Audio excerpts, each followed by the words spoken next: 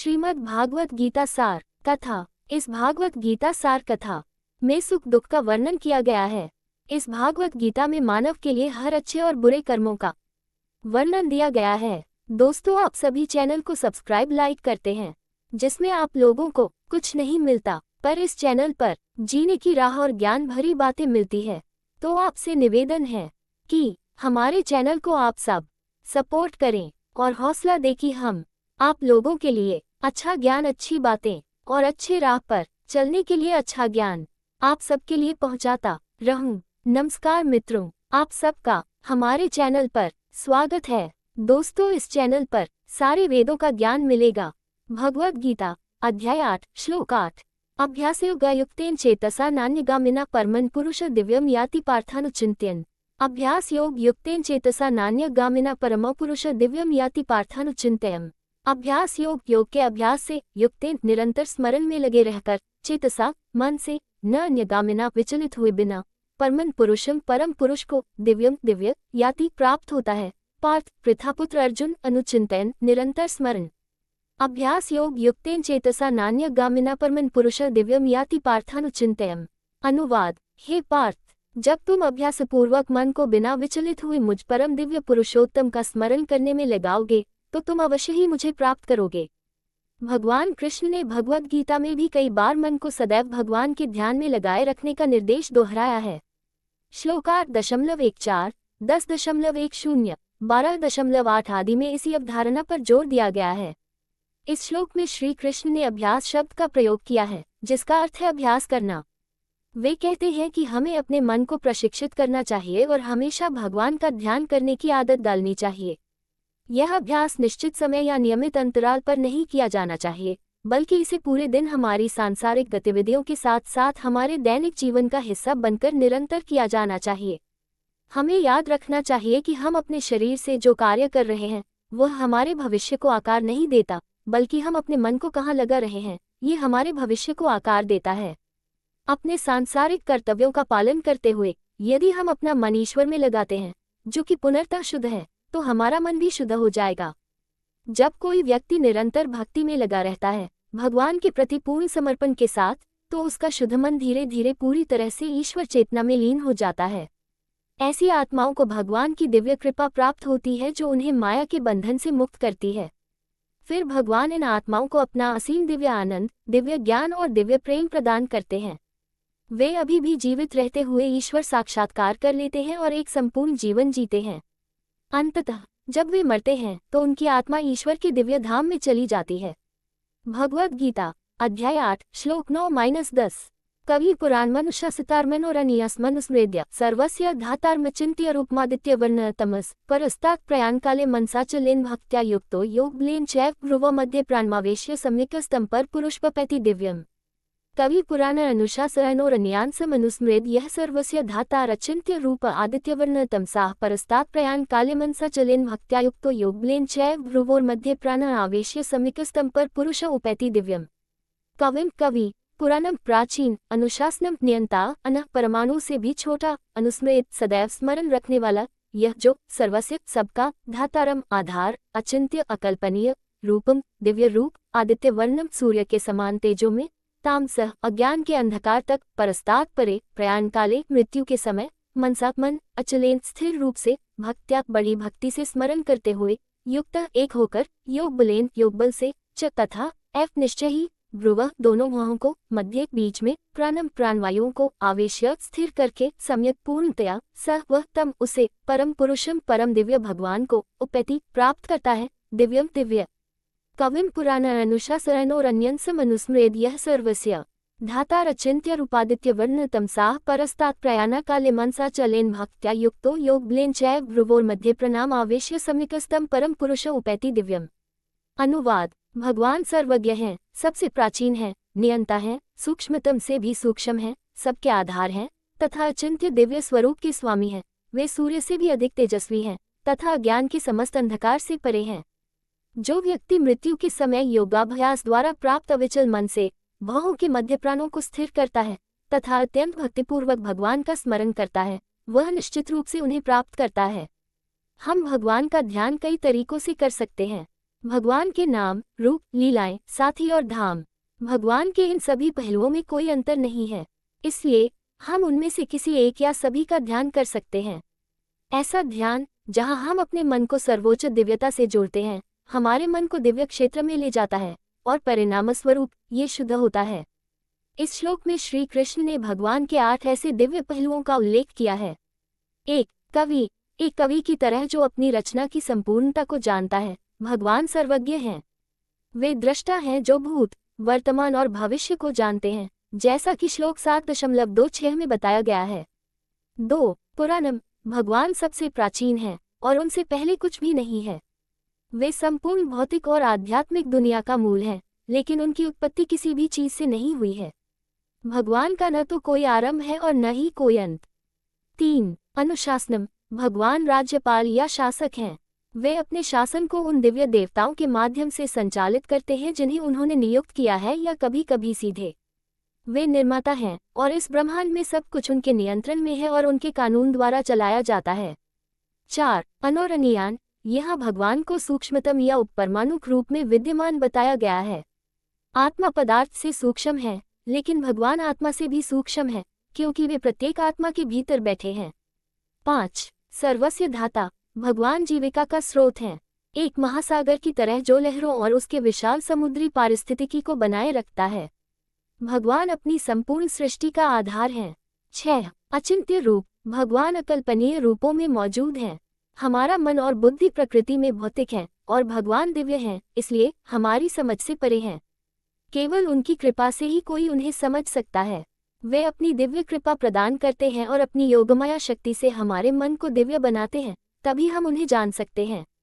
7 आदित्य वर्ण, आदित्य सूर्य देव के नामों में से एक है। यहाँ भगवान को सूर्य की तरह तेजो में कहा गया है। 8 तमसा परस्तात, जैसे सूर्य अंधकार को मिटाते हैं, वैसे ही भगवान अपने तेज से अज्ञान को समाप्त करते हैं। बादल वाले दिन सूर्य दिखाई नहीं देता है, लेकिन ये हमारे लिए एक ऑप्टिकल भ्रम है। सूर्य जहाँ है वहीं है, पृथ्वी के वायुमंडल में बादलों से अप्रभावित। इसी तरह अपनी लीलाओं या लीलाओं के दौरान भगवान अपनी भौतिक ऊर्जा माया से ढके हुए लग सकते हैं, हालांकि वे इससे अप्रभावित हैं। वे अंधकार और अज्ञान से परे हैं। कोई पूछ सकता है कि इतनी विविधता क्यों है? पश्चिमी विद्वान अक्सर वैदिक शास्त्रों में दिए गए विभिन्न दर्शन, मार्ग और निर्देशों से भ्रमित हो जाते हैं। इसलिए हिंदू शास्त्रों में एक योग्य गुरु के मार्गदर्शन में उनका अध्ययन करने पर जोर दिया गया है। हम सभी के पास अनंत जन्मों से हमारे संस्कारों, प्रवृत्तियों के अनुसार अलग अलग विकल्प और स्वभाव होते हैं। 2 लोगों के कपड़े की दुकान में जाने के इस उदाहरण पर विचार करें। दोनों के एक ही प्रकार, रंग या शैली के कपड़े खरीदने की संभावना बहुत कम है। इसलिए दुकानें विभिन्न प्रकार के कपड़े रखती हैं और लोगों की पसंद और पसंद को पूरा करती हैं। इसी तरह वैदिक शास्त्र भी विभिन्न आध्यात्मिक मार्ग प्रदान करते हैं ताकि हमारे पिछले जन्मों में की गई साधना के स्तर के आधार पर हम एक उपयुक्त मार्ग चुन सकें। हालांकि वे एक साथ भक्ति या ईश्वर के प्रति समर्पण पर जोर देते हैं, जो इन सभी मार्गों को एक समान सूत्र में बांधता है। भगवद गीता में विविध पृष्ठभूमि, पालन पोषण और स्वभाव से संबंधित बड़ी आबादी की जरूरतों को पूरा करने के लिए विभिन्न प्रकार की साधनाओं को खूबसूरती से शामिल किया गया है। भक्ति में मन को ईश्वर पर, उनके विभिन्न दिव्य रूपों, गुणों, लीलाओं आदि में केंद्रित करना शामिल है। अपने शुद्ध रूप में भक्ति को शुद्ध भक्ति कहा जाता है। हालांकि जब अष्टांग योग के साथ किया जाता है तो इसे योग मिश्र भक्ति या भक्ति और अष्टांग योग साधना का मिश्रण कहा जाता है। श्री कृष्ण ने 10वें से 13वें श्लोक तक योग मिश्र भक्ति का वर्णन किया है। अष्टांग योग के अभ्यास में जीवन शक्ति या प्राण शक्ति को रीढ़ की हड्डी की सुषुम्ना नाड़ी के माध्यम से प्रवाहित किया जाता है और फिर भौहों के बीच तीसरी आंख के क्षेत्र की ओर उठाया जाता है। इस श्लोक में वे कहते हैं कि मृत्यु के समय जो व्यक्ति इसे बड़ी भक्ति और दिव्य भगवान पर पूर्ण ध्यान के साथ करता है, वह निश्चित रूप से उन्हें प्राप्त करेगा। भगवद गीता अध्याय 8 श्लोक 11 यदक्षर वेदविदो वदन्ति विशन्ति यद्यत्यो वित्रगा यदिच्छन्तो ब्रह्मचर्यं चरन्ति तत्ते पदं संग्रहेन प्रवक्ष्ये। यदक्षर वेद विद्यो वदन्ति विशन्ति यद्यत्यो वीतरागः यदिच्छन्तो ब्रह्मचर्यं चरन्ति तत्ते पदं संग्रहेन प्रवक्ष्ये। यज्ञ से अक्षरम अविनाशी, वेद वेदों के विद्वान, वदंती वर्णन करते हैं, विशन्ति प्रवेश करते हैं, यत जैसे यत्याह महान तपस्वी, वीतरागा आसक्ति से मुक्त, यत जिसे इच्छांतः चाहने वाले ब्रह्मचर्यम ब्रह्मचर्य चरंती अभ्यास करते हैं तत् उसे ते तुम्हें पदम लक्ष्य संग्रहेण संक्षेप में प्रवक्ष्येत समझाऊंगा। यद अक्षर वेद विदो वदन्ति विशन्ति यद यत्यो वीतराग्यद इच्छांतो ब्रह्मचर्यम चरन्ति तत्ते पदम संग्रहेण प्रवक्ष्ये। अनुवाद। वेदों के विद्वान उसे अविनाशी कहते हैं। बड़े बड़े तपस्वी ब्रह्मचर्य व्रत का पालन करते हैं तथा सांसारिक सुखों का त्याग करके उसमें प्रवेश करते हैं। अब मैं तुम्हें उस लक्ष्य तक पहुंचने का मार्ग संक्षेप में समझाऊंगा। वेदों में ईश्वर को अनेक नामों से संबोधित किया गया है। ब्रह्म, भगवान, देव, परमात्मा, प्राण, पुरुष, सत आदि। कुछ स्थानों पर उनके निराकार स्वरूप का उल्लेख करते हुए ईश्वर को अक्षर कहा गया है, जिसका अर्थ है अविनाशी। बृहदारण्यकोपनिषद में कहा गया है, एतस्य वा अक्षरस्य प्रशस्तने गार्गीसूर्यचंद्रमसो विधृतो तिष्ठत् 3.8.9। अविनाशी के शक्तिशाली नियंत्रण में सूर्य और चंद्रमा अपने मार्ग पर चलते रहते हैं। इस श्लोक में श्री कृष्ण ने संग्रहेण शब्द का उल्लेख किया है, जिसका अर्थ है संक्षेप में।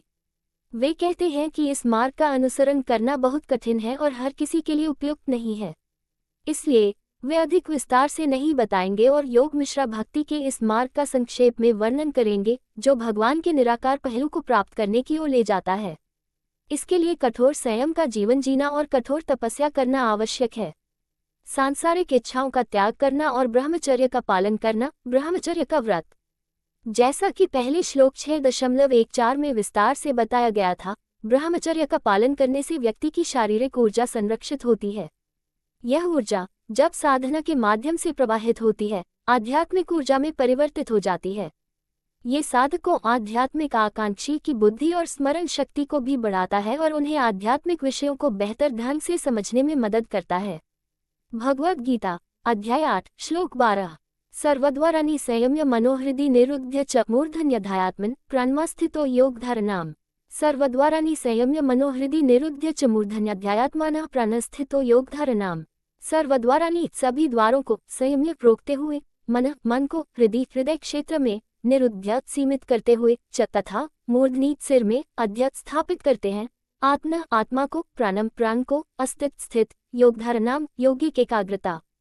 सर्वद्वाराणि संयम्य मनोहृदि निरुद्धया च मूर्धन्यधात्यम्नः प्राण अस्तित्व योगधारणाम।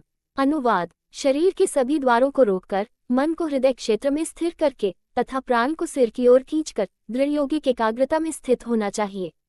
इंद्रियों और उनकी वस्तुओं के माध्यम से ही संसार हमारे मन में प्रवेश करता है।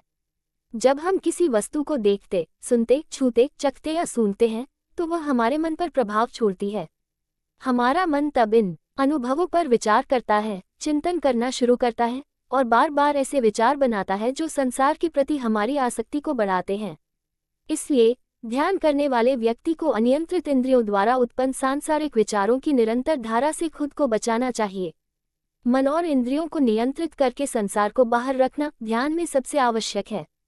इस श्लोक में श्री कृष्ण ने 2 शब्दों का प्रयोग किया है, सर्वद्वाराणि संयम्य, जिसका अर्थ है शरीर के द्वारों की रक्षा करना, तथा हृदय निरुध्य, जिसका अर्थ है मन को हृदय में बंद करना। वे कहते हैं कि शरीर में प्रवेश करने वाले मार्गों को नियंत्रित करके व्यक्ति मन को हृदय में बंद कर सकता है।